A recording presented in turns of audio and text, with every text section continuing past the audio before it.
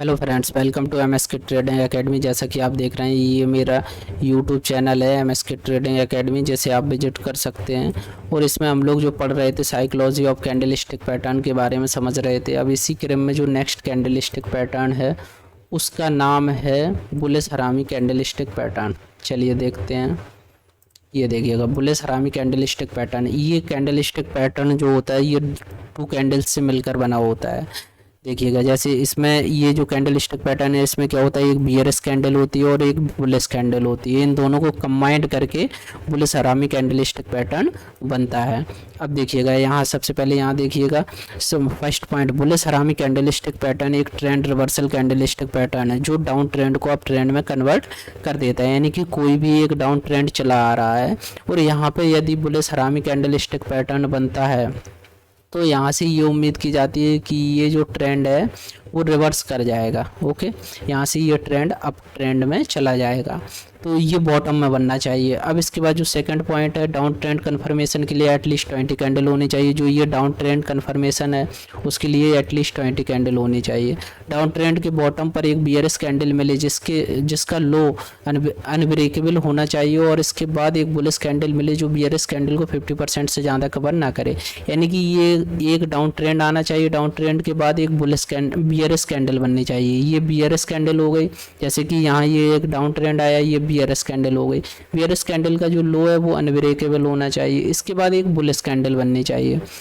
Bullish candle bearish candle को 50% से ज़्यादा कवर ना करे, 50% से या कम रहे या 50% रहे, तभी ये बुलिश हरामी कैंडलस्टिक पैटर्न माना जाएगा। इसके बाद जो confirmation, fourth point, bullish candle के बाद कन्फर्मेशन के लिए एक बुलिश कैंडल फॉर्म होनी चाहिए। यानी कि बुलिश कैंडल ये बन गई, इसके बाद एक कन्फर्मेशन कैंडल भी बुलिश होनी चाहिए, तभी ये जो कैंडलस्टिक पैटर्न है ये कन्फर्म माना जाएगा। ओके, अब इसके बाद जो नेक्स्ट पॉइंट है, फिफ्थ पॉइंट देखते हैं।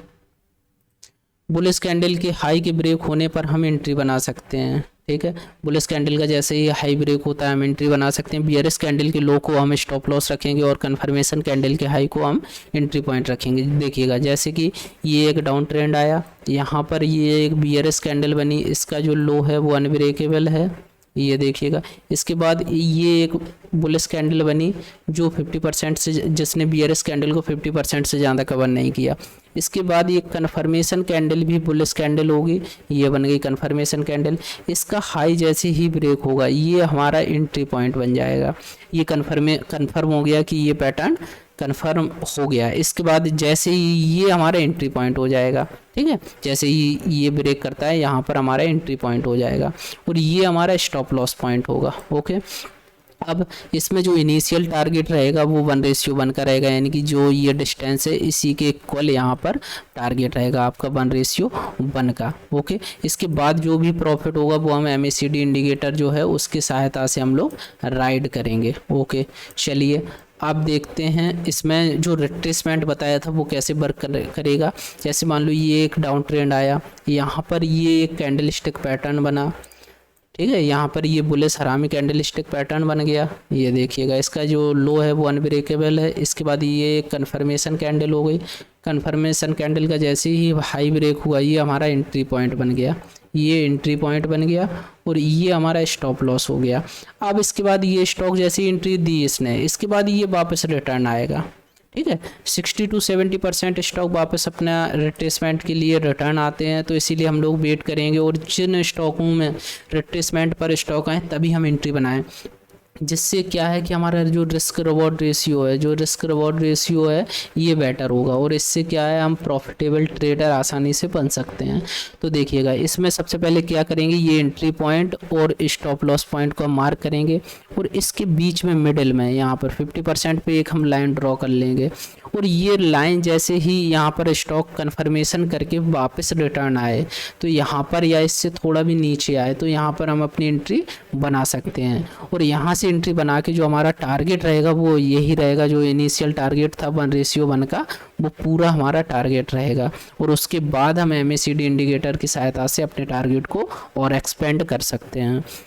इससे क्या होगा, जब हम रिट्रेसमेंट पर कोई स्टॉक बाई करेंगे, जैसे अगर यदि आप यहाँ पे कोई स्टॉक बाई करते हैं, जैसे मान लो इस पॉइंट पे आपने बाई किया, तो यहाँ से जब ये स्टॉक आधा है यहाँ पर रिट्रेस होगा तो यहाँ पर आपको डर लगेगा कि ये स्टॉक कहीं स्टॉप लॉस हिट ना कर दे। तो इसीलिए इस पॉइंट इतना ये जो हमारा स्टॉप लॉस है, इस स्टॉप लॉस को बचाने के लिए हम लोग क्या करेंगे, स्टॉक की रिट्रेसमेंट का वेट करेंगे। ठीक है, जैसे ही ये स्टॉक रिट्रेस होकर वापस इस पॉइंट पर आएगा, तो यहाँ पर जब हम लोग बाई करेंगे, मान लो यहाँ आया, हमने बाई किया, तो यहाँ से क्या होगा, हमारा स्टॉप लॉस होगा वो सिर्फ इतना होगा। ठीक है, ये स्टॉप लॉस हो जाएगा। तो यहाँ से आपको डर भी नहीं लगेगा कि यहाँ पर बहुत बड़ा स्टॉप लॉस हो, तो यहाँ पर स्टॉप लॉस भी छोटा हो जाएगा और ये टारगेट जो होगा वो आपका यहाँ से पूरा यहाँ तक होगा। तो ये टारगेट मिल जाएगा आपको। ठीक है, स्टॉप लॉस मात्र इतना सा हो जाएगा। और इसके बाद जो MACD इंडिकेटर है उसकी सहायता से आप प्रॉफिट को और ज़्यादा राइड कर सकते हैं। चलिए अब हम लोग इसमें एक एग्जाम्पल के थ्रू देखते हैं कि ये किस प्रकार से वर्क करता है। ये देखिएगा, ये BPCL का चार्ट है जो हम लोग देख रहे हैं, ये डेली के टाइम फ्रेम पर हम लोग देख रहे हैं। ये एक प्रॉपर डाउन ट्रेंड आया। ओके, डाउन ट्रेंड में यहाँ पर बॉटम में यहाँ पर एक बियरिश कैंडल बनी जिसका लो अनब्रेकेबल है। ओके, इसके बाद एक बुलिश कैंडल बनी। बुलिश कैंडल ने बियरिश कैंडल को 50% से ज़्यादा कवर नहीं किया।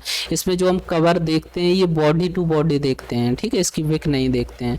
इसमें जो बॉडी टू बॉडी देखेंगे कि इसने ये कितना कवर किया, तो 50% से ज़्यादा कवर नहीं किया। ये एक डाउन ट्रेंड आया, इसके बाद बियरिश कैंडल बनी, बुलिश कैंडल बनी और इसने 50% से ज़्यादा कवर नहीं किया। इसके बाद एक बुलिश कैंडल जो कन्फर्मेशन कैंडल है, तो इसका जैसे ही ये हाई ब्रेक हुआ है, यहाँ पर आप अपनी एंट्री बना सकते हैं। ठीक है, यहाँ पर आप अपनी एंट्री बना सकते हैं, लेकिन हमने कहा रिट्रेसमेंट के लिए, तो यहाँ पर करीब करीब 50% यहाँ पर ये है। यहाँ पर स्टॉक देखो, जैसे मान लो यहाँ इसने कन्फर्मेशन देकर फिर डाउन आया। ठीक है, तो यहाँ पर या तो आप यहाँ पर अपनी एंट्री बना सकते हैं। और ये देखो, जैसे मैंने जो बोला है कि 60 to 70% स्टॉक वापस रिट्रेसमेंट पर आते हैं, लेकिन ये स्टॉक यहाँ से देखिए वापस नहीं आया। यहाँ से देखो इसने कन्फर्मेशन दी और यहीं से ये ऊपर निकल गया। तो ये स्टॉक जैसे मान लो यहाँ पर आप क्या कर सकते हैं कि इसमें जैसे कुछ स्टॉक में आप क्या कर सकते हैं, जैसे मान लो आपको 100 क्वांटिटी लेनी है। ठीक है, आपको किसी स्टॉक में 100 क्वांटिटी लेनी है, तो आप क्या करेंगे, जैसे ही इसने कन्फर्मेशन दी यहाँ पर आप अपनी 50 क्वांटिटी लेके रख लेंगे। ओके, इसके बाद जब ये रिट्रेसमेंट पे आए, 50% रिट्रेस हो, तो यहाँ पर आप अपनी जो बाकी की 50 क्वांटिटी बची है वो आप ले सकते हैं, या फिर आप रिट्रेसमेंट का वेट करेंगे और जिन स्टॉक्स में रिट्रेसमेंट हो उन्हीं में आप बाई करें, तो इससे और अच्छा प्रॉफिट मिल जाएगा। चलिए अब देखें MACD किस तरह से वर्क करता है। देखो, ये डाउन ट्रेंड आया, यहाँ पर ये कैंडल स्टिक पैटर्न बना, ये है बुलिश हरामी कैंडल स्टिक पैटर्न। और देखेंगे जैसे ही ये बुलिश हरामी कैंडल स्टिक पैटर्न बनाया, MACD ने यहाँ पर क्रॉस ओवर दिया। MACD ने जैसे ही क्रॉस ओवर दिया, इस पॉइंट पे देखो यहाँ पे क्रॉस ओवर दिया, इसके बाद हम लोगों ने जैसा कि बताया है कि जब तक ये क्रॉस करके नीचे ना कट, ये जैसे ग्रीन लाइन ने ये कट करके ऊपर गई, जब तक ये वापस ऑरेंज लाइन को कट करके नीचे ना जाए तब तक हम लोग अपनी पोजीशन से एग्जिट नहीं करेंगे। देखो यहाँ पर देखो, ये कट करके ऊपर गया, ऊपर जाने के बाद यहाँ पर ये जाके यहाँ कहीं पे एग्जिट किया, तो आप इस पॉइंट पे कहीं आप एग्जिट करेंगे। ओके, तो हम लोगों को जो इनिशियल हमारा टारगेट है वो यहीं कहीं मिल गया, 1:1 का, तो टारगेट आपका यहीं पे हिट हो गया। लेकिन इसके बाद जो ये बाकी का जो प्रॉफिट बचा है उसे कवर करने के लिए आप MACD इंडिकेटर की सहायता ले सकते हैं। चलिए, यदि आपको ये वीडियो पसंद आए तो please like, share and subscribe कीजिएगा। Okay, thank you, bye.